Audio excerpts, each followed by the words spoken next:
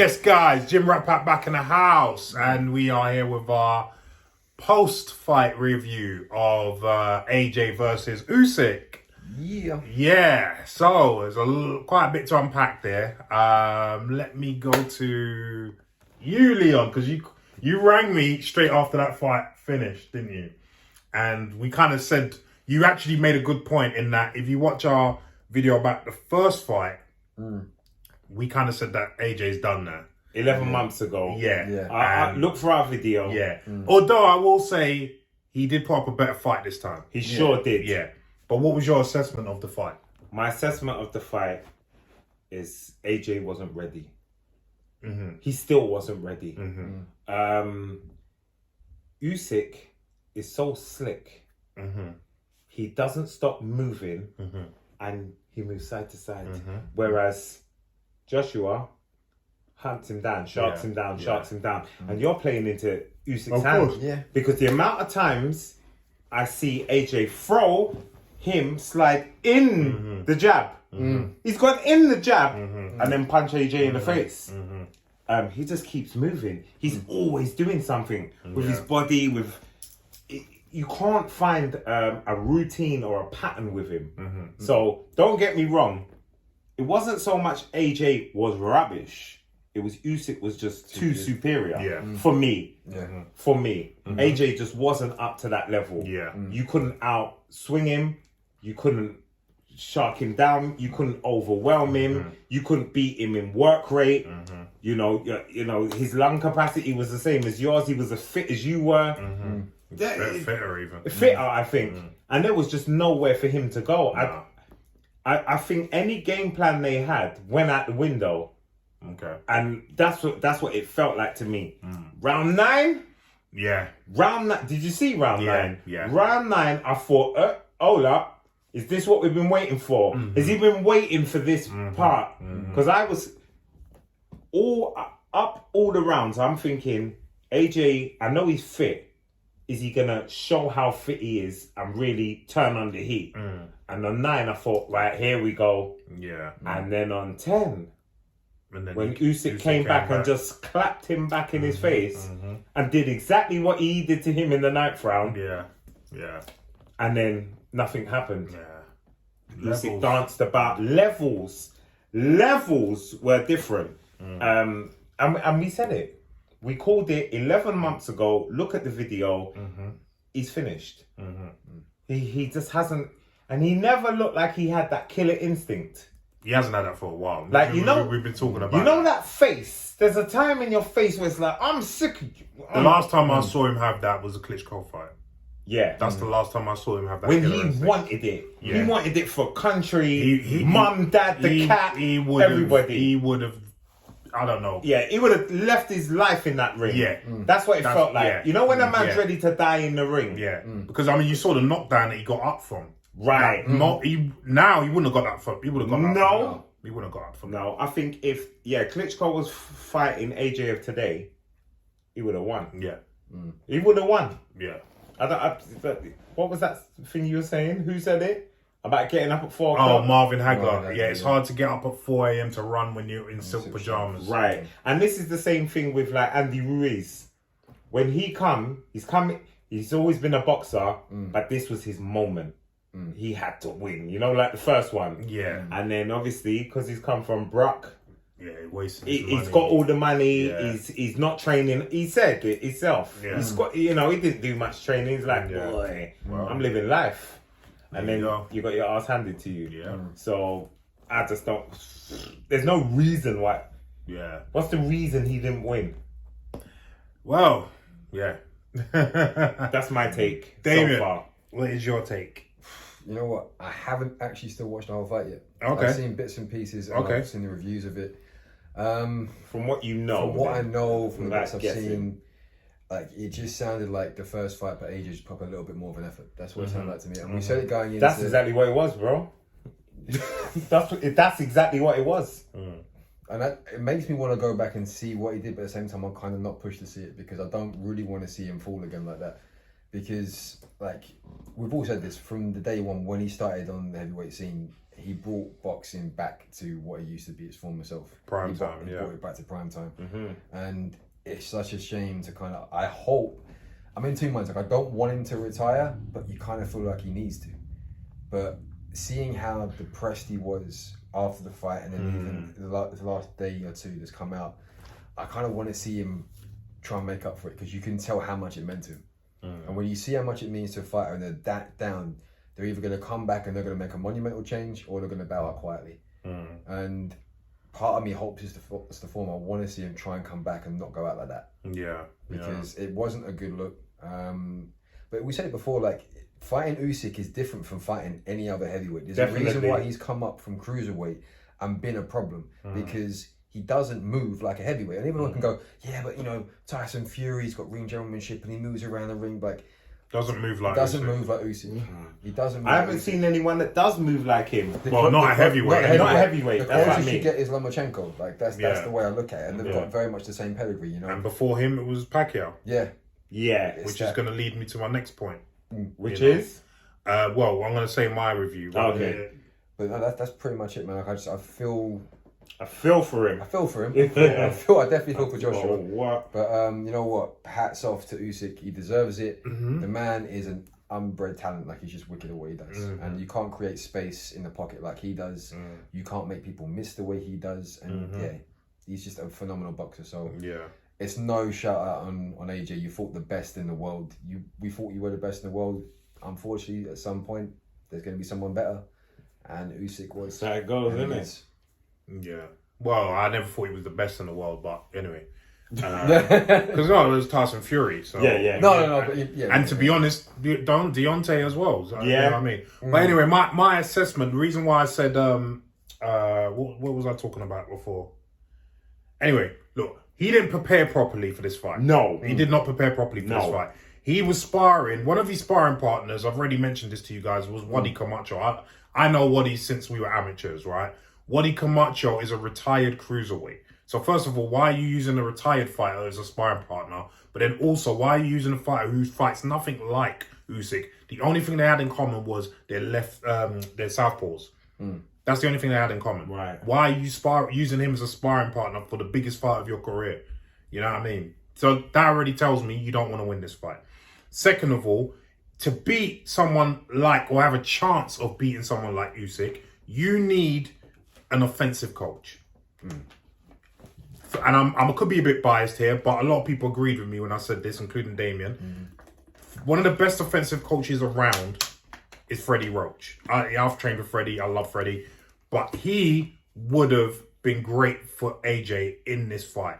Because, as I said, Pacquiao fights a lot like that. Angles.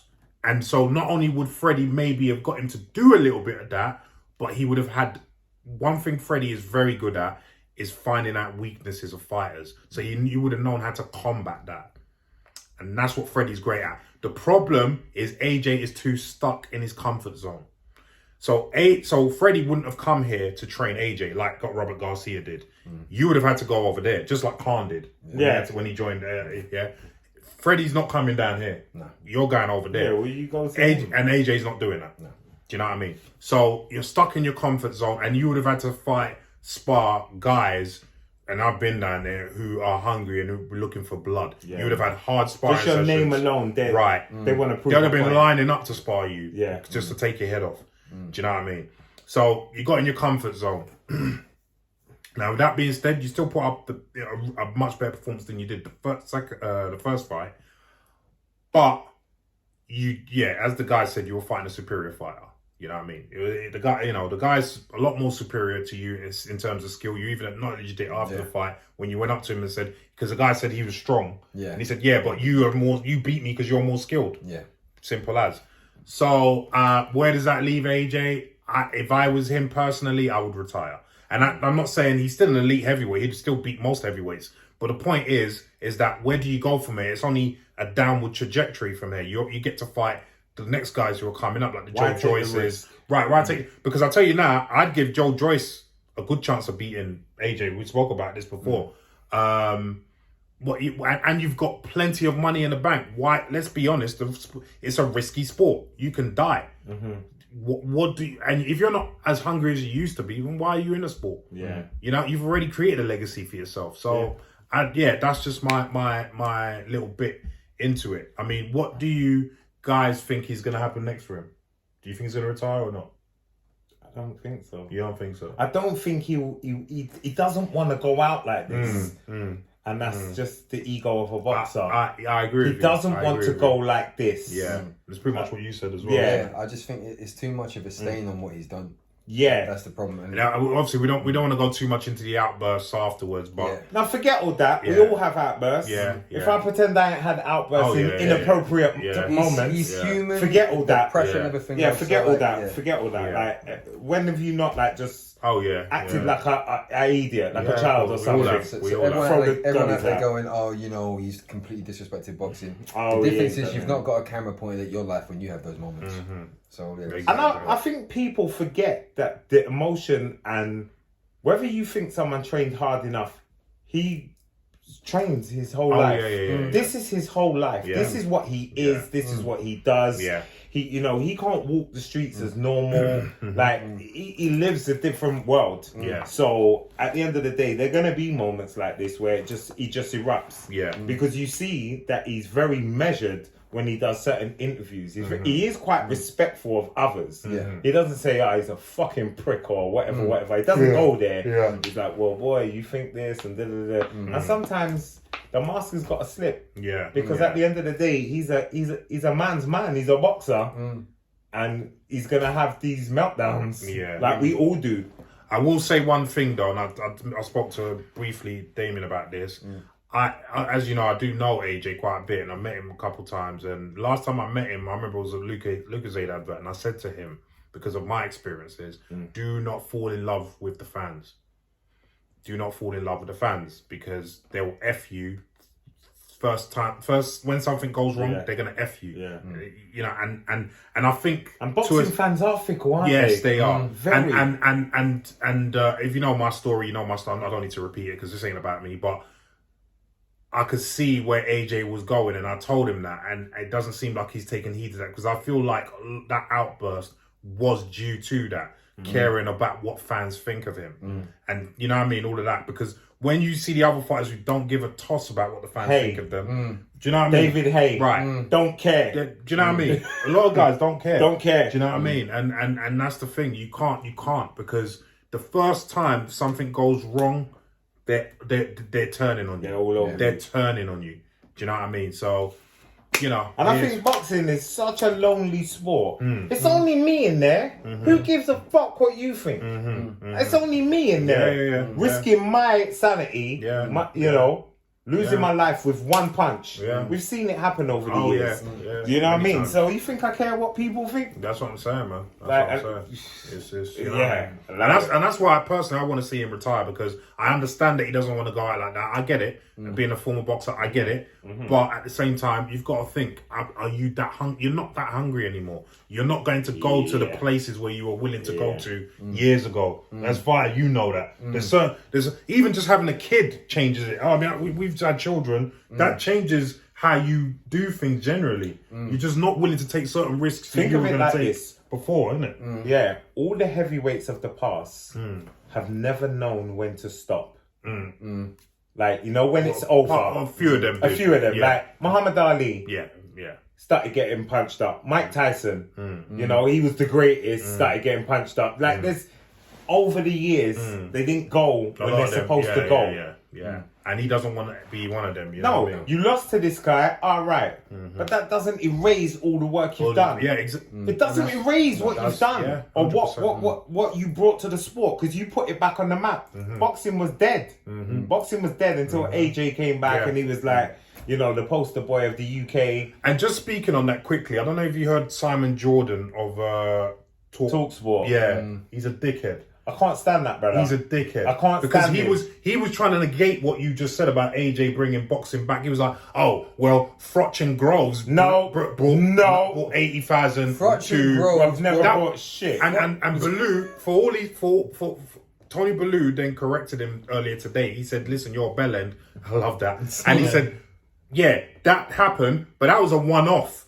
AJ was doing it regularly. He made it a regular thing. He put bums on seats and he made people pay per view. And not to be crass, but I wouldn't even say they brought back the audience that boxing kind of wanted. Right. Like, they really, apart from your boxing diehards, all they brought back was a guy down the pub that goes and watches the football and think, it's a good scrap on today. Yeah. Like, AJ went across the board. Right. He brought your sister to watch it, your mum, your auntie. Oh, I like him. Yeah. Oh, he's really. Yeah. And that's because he was the whole package.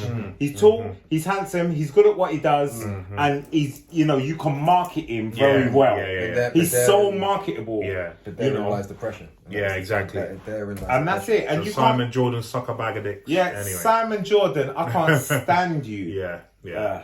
But yeah, man. I mean, listen. That's it. Going forward for Usyk, I think the only fight everyone wants to see is him and Fury. Yep. Him and Fury. Yep. If it happens, I think it will. Yeah. If it happens, I said it will. Yeah. Who wins? Fury. I'm with Fury as well. Listen, it's the old. No matter how good Usyk is, a good big un always beats a good little one. I know. He is just too much. I know. He's too much. I know there's an overwhelmingness. He does. Yeah, he does what AJ couldn't do, which was overwhelm. Yeah. Like, AJ's big enough to overwhelm. And Usyk's not small. What's he, 6'3"? He's not a small guy. He's not a small guy. He's 6'3", and AJ's what, 6'6"? 6'6", yeah. He's 6'6". Usyk's not a small guy. No. It's just the way he boxes sometimes and the way he slips underneath looks punches. small. It makes himself look small, but he's not a small guy. And how tall's Fury? 6'9". 6'9". Listen, it's going to be one of those, like... The reason I say the it's big because guy. Before he became a pro, I saw him box down at York Hall against Joby. You saw who? Usyk. Okay. Boxed Joby back in York Hall, and this was back... As amateurs, yeah. And when they were on the British Lionheart tour. And even then, he was able to change what he needed to do to adapt to win the fight. Because to a degree, Joby was doing what Joby does now. He was just putting pressure and walking him down. But Usyk managed to adapt mid-fight. And I think that given enough time, he'll come up with something that can work with Fury. I just see it. But you see, this is also what Fury's good at. Oh, I know. So, see, do you know what I mean? Fury is great at doing a lot of nothing in the ring as well. Yeah. Buying time, like, he's not going to shark you down all the time. No. He's going to change. He's going to do exactly what Usyk does. He's going to play your games. He's going to hit them angles. He's going to do them grabs. He's going to do them clenches. Like, he's a ringsman. Listen, I pick Fury as the favourite, but I would not be surprised if Usyk beats him. I would not be surprised. No. Because that's how good Usyk is. If you ask me to pick one, it's Fury. It's Fury. Yeah. But not surprised if Usyk just comes out and just got his number. Yeah. I'm waiting to hear from our favourite doctor, Dr. Usman. Big up, Dr. Usman. Dr. Usman. Tyson Fury's doctor is a good friend of me and the channel. So I'm just waiting to hear if that fight is going to happen. So well, Fury's been calling out apparently on your social media. Yeah, but you know, we all know what that's like. We're waiting. Money talks, man. You give the Gypsy King his dough. Oh, he's coming. And that's one thing I will predict this. If that fight does happen, it's going to be in Saudi or Dubai. Yeah, they're the only guys that's going to put up the kind of money. No one else can put up the money that the Gypsy King wants. You see it? Yeah, that's why this fight was in Saudi. So you know. Right. But yeah, man, I guess we covered everything, didn't we? Yeah. Pretty much, yep. Yeah. Guys, what did you think about the fight and everything surrounding it? Leave some comments down below and let us know what you think, yeah?